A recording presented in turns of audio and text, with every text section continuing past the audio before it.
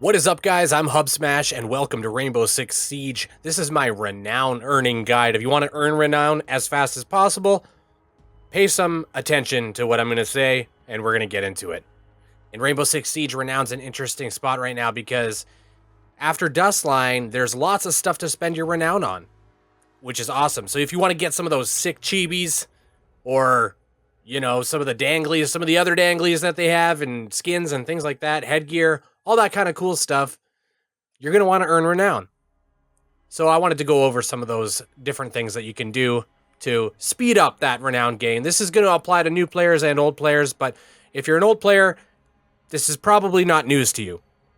The first thing that you want to do when you come in here is go to the tutorials. You want to watch these 3 tutorials. I believe each one gives you 200 renown. So you watch them. They're about a minute and a half long, each one.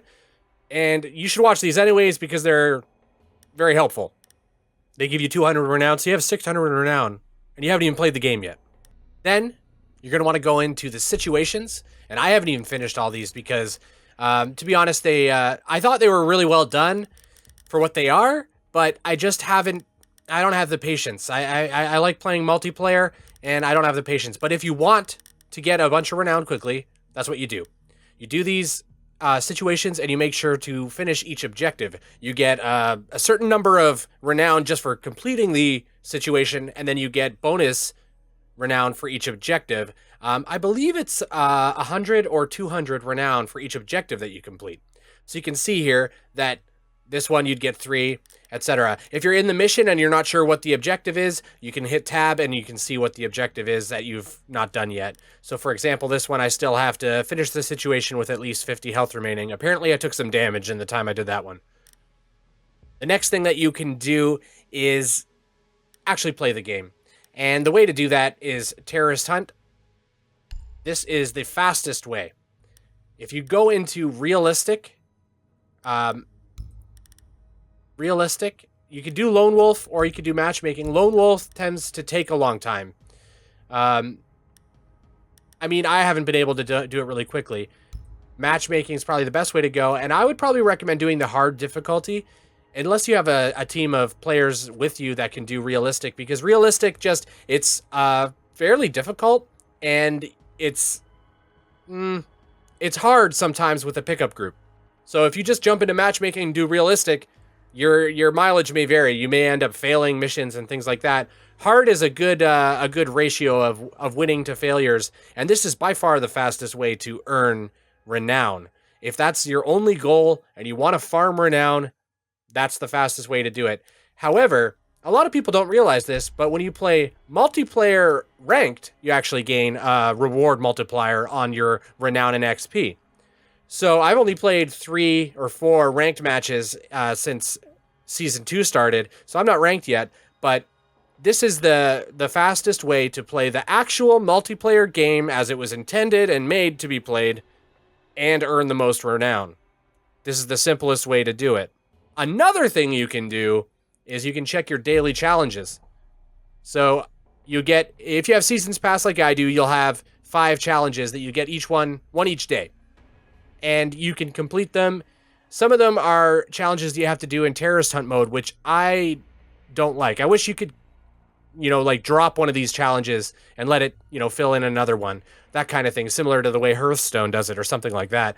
Because I don't want to play Terrorist Hunt. I think it's great that they included it, but I don't want to play it. So don't make me play it for these challenges, because it bothers me. Stop it. The other thing that you can do, which is fairly obvious, but you can kind of go to the shop here and you could buy a booster. I'm not necessarily recommending you do this, but this is something that you can do. If you have money and you want to buy the boosters, you could do that. However, I mean, if you wanted to just get headgear, you could literally just buy it, right? So I don't necessarily see the need to go spend money on renowned boosters. I'm not sure if that's valuable or not.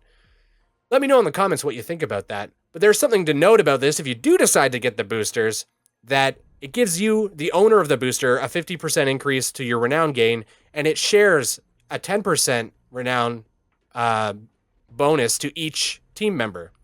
And it stacks on top of each other. So if your entire team has renown boosters activated, then it all stacks on top of each other for a total of 90% for each person.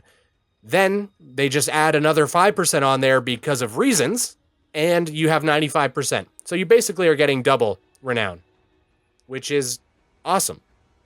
However, that, like I said, requires a full team of all boosted players. So that's it. I also have some thoughts about spending your renown on operators, which I'm just going to go over really quick, because there is an optimal way to unlock as many as possible, as quickly as possible. Ultimately, it's going to cost you the same amount of renown altogether, but if you go this route, then you're going to spend, or you're going to have the most operators available to you as a new player trying to get, you know, your roster set up.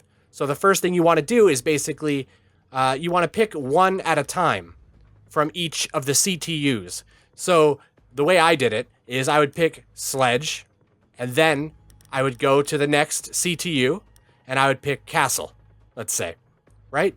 Because every time you buy an operator from the same CTU, their price goes up by a bit. I can't remember the exact numbers. I think the first operator is, I want to say it's 200. I want to say 200 renown. I could be totally wrong.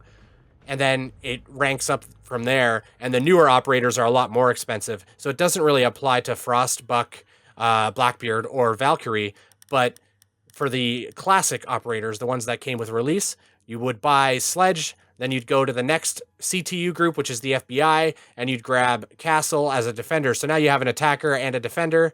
Then you would jump to Twitch or Mountain, and then you would drop down and get Capkin or Tachanka, probably Capkin, and then you jump back up, get Blitz or IQ, and you can see where I'm going with this. And you do that back and forth. So that way you have one from each CTU, and then you go to 2 from each CTU, and then 3 from each CTU, and then 4 from each CTU until you're finally completed all the operators. And that's the best way to unlock them in the shortest, not the shortest amount of time, but to have the most roster available to you as quickly as possible. You're getting all the low-cost ones first, and then moving up to the higher tiers.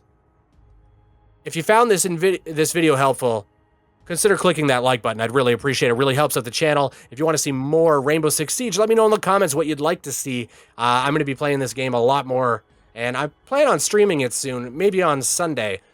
That'll be Sunday the, 15th? Yes, Sunday, May 15th. I'll probably be streaming. Thanks so much for watching, guys. I really appreciate it. Hope you enjoyed the new Dustline update. I'm loving it. I might do a video soon just on the changes and why it's brought me back to Siege and that kind of thing. Thanks again, guys, and take care.